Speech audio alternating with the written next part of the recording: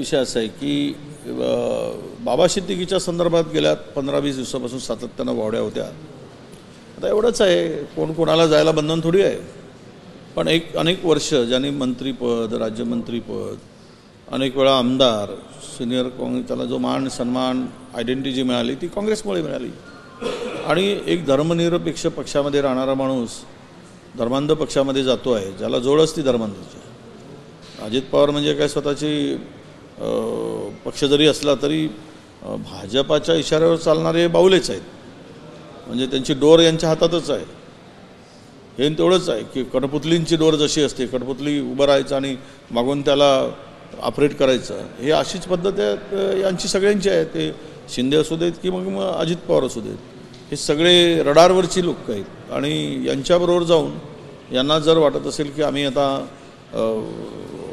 आणि दुसरी गोष्ट की ज्यांच्या मागे सेंट्रल एजन्सीचा ससेमिरा होता, चौकशा होत्या, नोटिसा आलेल्या होत्या, ते कारवाईच्या कक्षेत होते, अशी सगळी मंडळी स्वतःला वाचवण्यासाठी विचारधारा सोडून पक्ष सोडून जात आहेत. त्यामुळे यांच्याकडून फार अपेक्षा ठेवण्याची गरज नाही.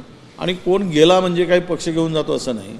विचारधारेला, आयडिओलॉजीला फार मोठी त्याला इम्पॉर्टन्स असतं.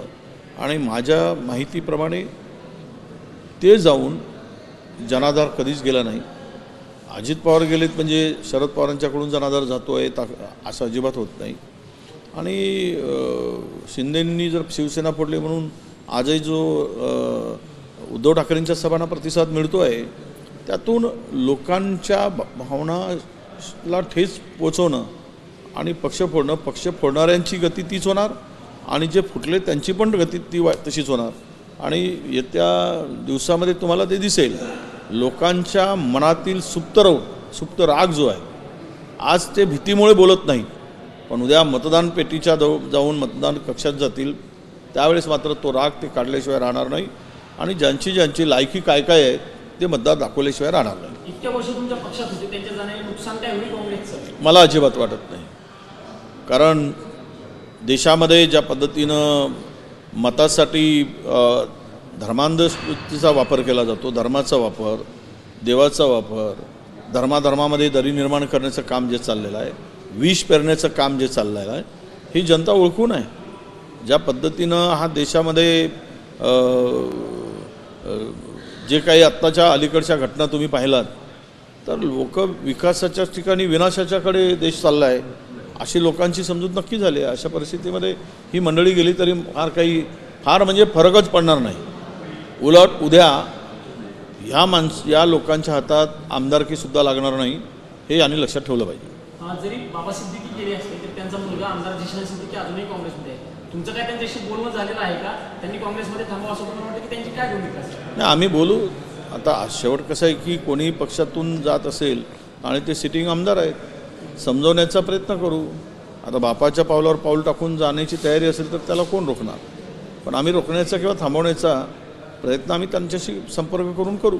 राज्यसभेची निवडणूक होणार आहे, चर्चा सुरू झाली आहे की भाजपकडून चौथा बेट देखील उमेदवार दिला जाऊ शकतो.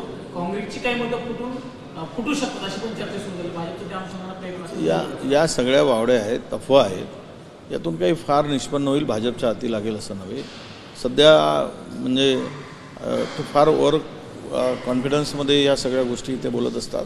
आणि स्वतः अनेक 2 पक्ष फोडल्यामुळे त्यांची होती नव्हती इबरतच गेलेली आहे.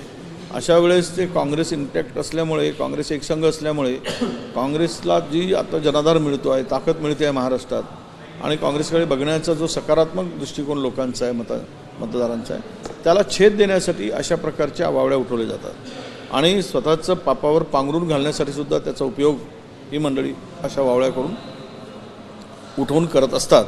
यातून मला वाटत नाही. आणि काँग्रेस हा एकसंघ आहे, राहील, आणि आम्ही संयुक्तपणे या सगळ्या निवडणुकीला पुढे जाऊ.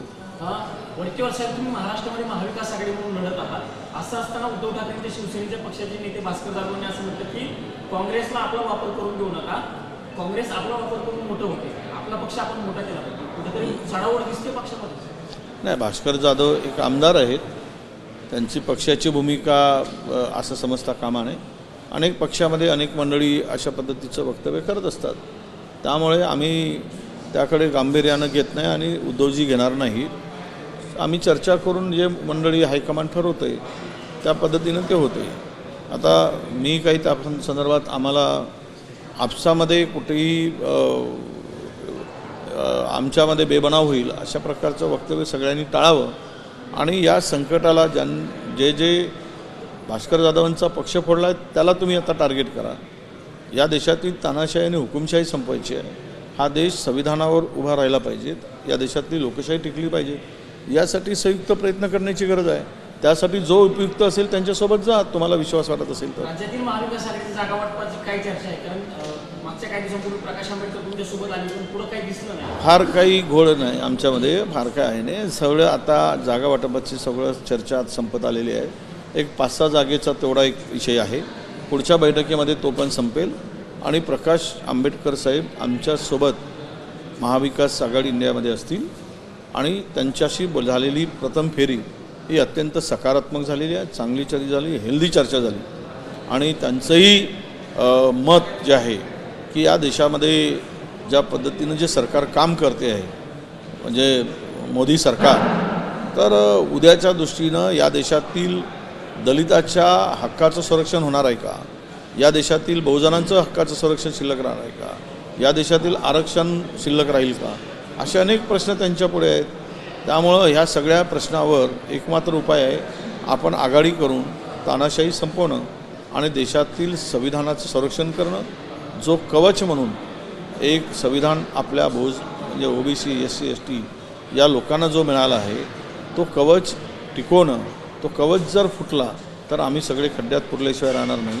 म्हणूनच त्यांचे विचार त्या पद्धतीचे असल्यामुळे आघाडी होण्यामध्ये कुठेही अडचण येणार नाही.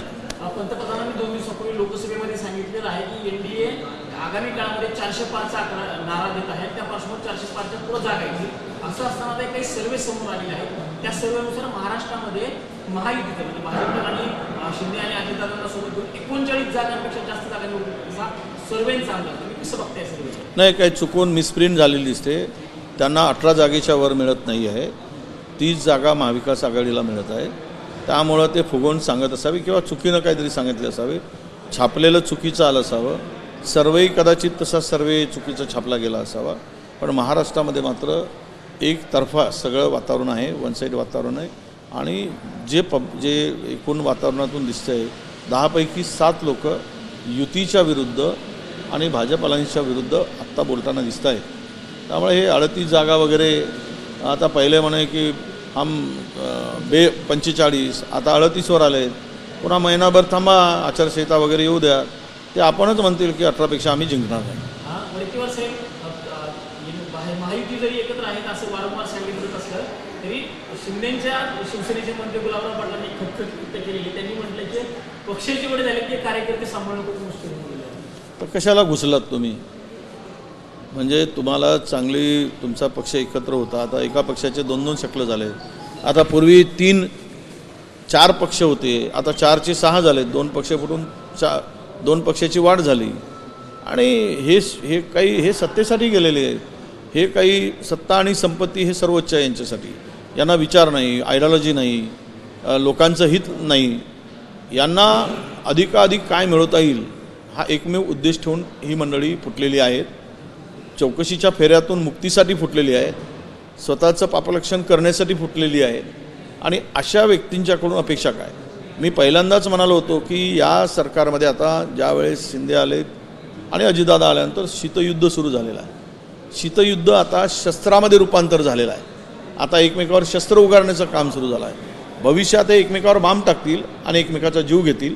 हे फार दिवस वाट बघायची गरज पडणार नाही.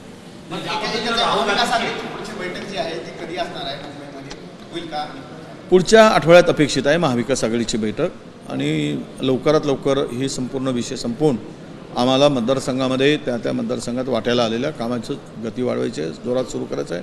तसं आम्ही सर्व सुरू केलेलं आहे. BLAच्या बैठका सुरू झाल्यात, विधानसभा क्षेत्रवाईज मेळावे सुरू झालेत आमचे. आणि मला तरी वाटतं की आत्ताच्या स्टेजला महाविकास आघाडीची बैठक सकारात्मक ज्या बैठका झाल्या त्यामध्ये कुठेही असं जागा वाटपावरून तेढ निर्माण होईल अशा प्रकारची परिस्थिती नाही. आणि पुढच्या बैठकीमध्ये हा विषय संपलेला असेल, सर्व जागांचा विषय संपला असेल आणि आम्ही जोमानं पुन्हा कामाला लागू. पुढच्या आठवड्यामध्ये हे सगळे विषय मला मार्गी लावायचे. नितीश कुमार ममता बॅनर्जींची भूमिका पाहिलेली आहे, परंतु आम्ही ऐकतो की मुंबईमध्ये मोठे इंडिया आघाडीची बैठक होणार आहे. आघाडीच्या दृष्टीने ही बैठक महत्त्वाची असणार आहे का, रॅली असेल का आणि टायमिंग काय असणार आहे? नाही, असे दोन प्रभाव होते की मधामध्ये अलायन्स आघाडीची इंडियाची बैठक घ्यावी, संयुक्त बैठक. ती पूर्वी नागपूर किंवा नागपूरला तर एक बैठक आमची पक्षाची झाली, पण धुळे नंदुरबार या भागात घ्यावी. आता आमच्या पक्षश्रेष्ठींच्याकडे असा विचार सुरू आहे की आपण राहुलजींची यात्रा संपते, समारोपाचा कार्यक्रम जो असतो, समारोपीय रॅलीच्या यात्रेच्या समारोपीय कार्यक्रमालाच इंडिया आघाडीचा बैठकीनं मेळाव्याने यात्रेची समाप्ती करावी अशी चर्चा आमच्या स्टेट लेवलला काही इंट्रॅक्शन आलेत आणि सेंट्रल लेवललाही सुरू आहे. तर यातून मला असं अपेक्षित आहे की राहुलजीच्या यात्रेची समाप्ती ही इंडिया आघाडीच्या बैठकीने होईल, म्हणजे की मुंबईला होईल. परंतु लोकसभा निवडणुकीचा नारळ जो आहे तो इंडिया आघाडीचा मुंबईमध्ये फुटणार असं तुम्ही म्हणताय, कारण त्याच दरम्यान आचारसंहिता लागण्याची शक्यता मार्चच्या पहिल्या आठवड्यामध्ये आम्ही गृहीत धरलेला आहे आणि आचारसंहिता लागल्यानंतर नारळ मुंबईतूनच फोडला जावा. आर्थिक राजधानी देशाची मुंबई ही, मुंबईतून देशभरामध्ये मॅसेज जातो आणि महाराष्ट्रामधले तीनही घटक पक्ष मुंबईमध्ये एकत्र येण्यासाठी सोपं जातं. मुंबईतून हा जर आम्ही एकतेचा विचार आणि संदेश दिला तर तो देशभर पसरून आघाडीला मदत होईल, इंडियाला मदत होईल, अशा प्रकारची एकूण त्या ठिकाणी व्यूहरचना आहे. सर, ये हिंदी में हम जानना चाहेंगे कि जो वो मुंबई में भी होने वाली है क्या, उसका टाइमिंग जो है वो क्या होगा? नहीं, देखिए, इंडिया आघाड़ी की बैठक मुंबई में होगी क्या, इसके बारे में चर्चा चल रही है और बीच में हम लोग नंदुरबार धुले इस एरिया में इंडिया आघाड़ी की बैठक लेने की बात चल रही थी. नागपुर में पार्टी की बैठक स्थापना दिन की हो गई थी.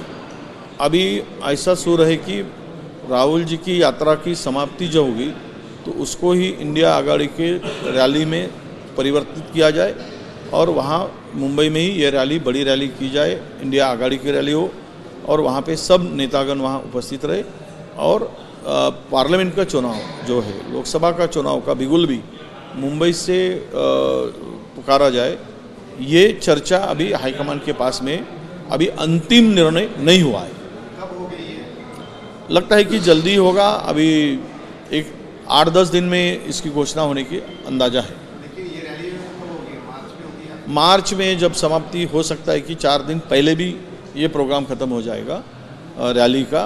वो बीच में जो चल रहा था तो 14 तारीख की समाप्ति है, वो 10-12 तारीख के बीच में भी होने की संभावना है. ये अभी निश्चित नहीं है, पर ये पीरियड में 10 से 12 के बीच में अगर होता है तो उसी पीरियड में मुंबई में 10 मार्च के आसपास या 10 से 14 मार्च के आसपास ये सभा होने की अपेक्षा है.